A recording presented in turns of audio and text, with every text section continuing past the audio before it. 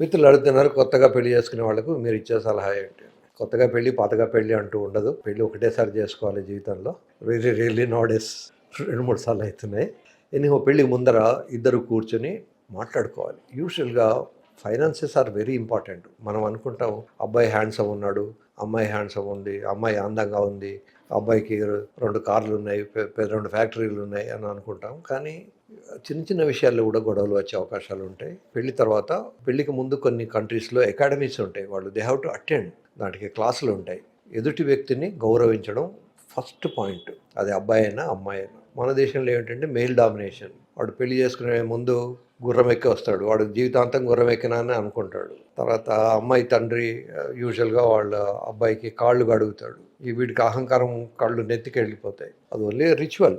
ఆయన మీకు ఇచ్చే గౌరవం అంతే. ఆ గౌరవాన్ని మీరు కాపాడుకోవాలి. అలా అని చెప్పేసి మేము మగపెళ్లి వాళ్ళం, అమ్మాయి వాళ్ళు మాకు వంగి వంగి నమస్కారాలు చేయాలి, వంగి వంగి మమ్మల్ని సంప్రదిస్తూ ఉండాలి అని అనుకోవడం పొరపాటు. పెళ్ళైన తర్వాత యూజువల్గా మిడిల్ క్లాస్ నౌడేస్ అబ్బాయిలు అమ్మాయిలు అందరూ జాబ్స్ చేస్తున్నారు. వెరీ రేర్లీ అరేంజ్డ్ మ్యారేజెస్లోకి వెళ్తున్నారు. చాలామంది నా దగ్గరికి వస్తారు, సార్ మాకు పెళ్ళికి ముందే లవ్ అఫేర్ ఉంది, but నౌడేస్ we do not have any spark in it. దానికి తోడు మాకు గొడవలు కూడా అవుతున్నాయి అని. యూజువల్గా పెళ్ళైన కొత్తలో అట్రాక్షన్ ఉంటుంది. ఆ అట్రాక్షన్ లేకపోతే, సెక్సువల్ అట్రాక్షన్ లేకపోతే గొడవలు స్టార్ట్ అవుతాయి. పెళ్ళికి ముందు అబ్బాయి అమ్మాయిని ఇంప్రెస్ చేయడానికి ఎన్ని కష్టాలు పడతాడో, సేమ్ థింగ్ పెళ్ళైన తర్వాత కూడా అతను అమ్మాయికి అలాగే ట్రై చేయాలి.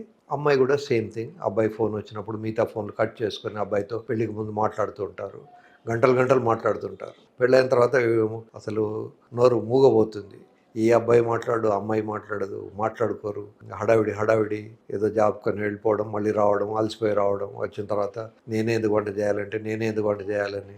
అబ్బాయిలు కూడా యూజువల్గా ఇంటికి వచ్చిన తర్వాత సోఫాలో కూర్చొని కాళ్ళు దాపుకొని టీవీలో ఛానల్ ఇలా అంటుంటారు. So they have to support their wives. తర్వాత వాళ్ళతో కూడా మీరు పార్టిసిపేట్ చేయండి. తర్వాత ఇద్దరు ఉద్యోగస్తులు అయినప్పుడు అమ్మాయికి అడిషనల్ హెడేక్స్ కూడా ఉంటాయి. బికాజ్ వాళ్ళ మంత్లీ సైకిల్స్ కన్నా ముందు వాళ్ళు కొంచెం టెన్స్గా ఉంటారు.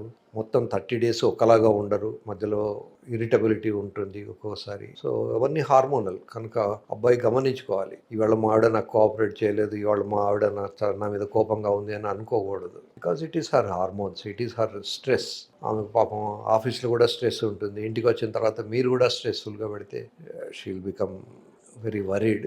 కనుక ఏ ఇంట్లో అయితే అమ్మాయి కళ్ళల్లో నీళ్ళు వస్తాయో ఆ ఇల్లు ముందరికి జరగదు, ఆ ఇంట్లో లక్ష్మీదేవి ఉండదు. తెలుగులో ఒక సామెత ఉంది, కలకంట కంటి నీరు. సో అమ్మాయిలకు కళ్ళల్లో నీళ్లు రాకుండా చూసుకోవాల్సిన బాధ్యత హస్బెండ్ది. ఒక్కోసారి ఇంట్లో హస్బెండ్, తల్లి అంటే అత్తగారు, అమ్మాయికి అత్తగారు ఉంటారు, మామగారు ఉంటారు, మరుదులు ఉంటారు.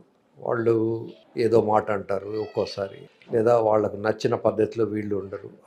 దాన్ని అమ్మాయి చెప్పినప్పుడు వినాలి. వీడు వెళ్ళి వెంటనే తల్లినో తండ్రినో మాట అనక్కర్లేదు, కానీ అమ్మాయి చెప్పింది కనీసం వినాలి. రెండు వైపులా విన్న తర్వాత జడ్జిమెంట్ తీసుకోవాలి. కానీ మా అమ్మ 100% మంచిది, నువ్వు మా అమ్మను అనవసరంగా ఆడిపోసుకుంటున్నావని భార్యను అనడం, లేదా తల్లి దగ్గరికి వెళ్ళి నా భార్య చాలా గొప్పది, అనవసరంగా నువ్వు నా భార్యను అంటున్నావు అని అనడం కరెక్ట్ కాదు. బ్యాలెన్స్ ఆఫ్ మైండ్ ఉండాలి, అడ్జస్ట్ చేసుకోగలగాలి. That is what leadership. ఒక లీడర్ కింద 10 మంది 10 రకాలుగా మాట్లాడుతుంటారు, 10 రకాలు 10 దారిలో వెళ్తుంటారు. వాళ్ళందరినీ ఒక్క దారి మీదకి తీసుకురావడమే leadership. So every husband should have leadership qualities. ఇప్పుడైతే అమ్మాయిలు కూడా ఆ లీడర్షిప్ క్వాలిటీస్ ఉండాలి, తప్పేమీ లేదు. తర్వాత మనీ విషయాలు చక్కగా మాట్లాడుకోవాలి. పెళ్ళైన తర్వాత రెంట్ ఎవరు కట్టాలి, కరెంట్ బిల్ ఎవరు కట్టాలి, కార్కు మెయింటెనెన్స్ ఎవరు కడతారు. తర్వాత ఈ మధ్య కాలంలో వాడికి వచ్చేది ₹1,00,000 జీతము, దాంట్లో వాడు ₹1,00,00,000 ఒక ఫ్లాట్ కొంటాడు. 1 కోటికి ఈ మధ్య రావట్లేదు, 2-3 కోట్లు పడుతున్నాయి ఒక ఫ్లాట్కు. సో వాడికి ఈఎంఐ ఉంటుంది. 6 నెలలు అయిన తర్వాత వాడి జాబ్ పోతుంది, మళ్ళీ ఇంకో జాబ్ వచ్చేంత వరకు వాడు అన్ఎంప్లాయిడ్.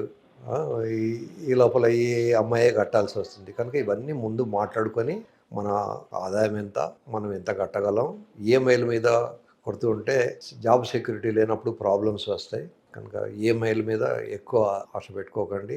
మీరు కావాలనుకుంటే కొద్ది మనీని గోల్డ్ లాగా కొనుక్కోండి, ఆ గోల్డ్ని అమ్మేసి మళ్ళీ ఇల్లు కొనుక్కోండి. కానీ సడన్గా ఒక పెద్ద ఫ్లాట్ కొనుక్కొని దానికి డబ్బులు కట్టే పొజిషన్ లేక గొడవలు పడద్దు.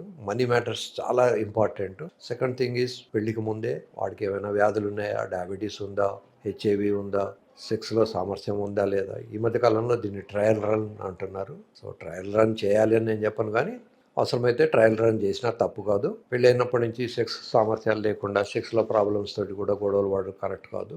ఇవన్నీ ముందు చూసుకొని మాట్లాడుకొని లీగల్గానే ఒకవేళ అబ్బాయి ఉద్యోగం పోయినా అమ్మాయి ఉద్యోగం పోయినా ఎవరు ఈఎంఐ కట్టాలి, ఎవరు ఎంత కట్టాలి, ఎవరి కెపాసిటీ ఎంత అన్నీ ప్లాన్గా మాట్లాడుకొని చేసుకుంటే టెన్షన్లు ఉండవు.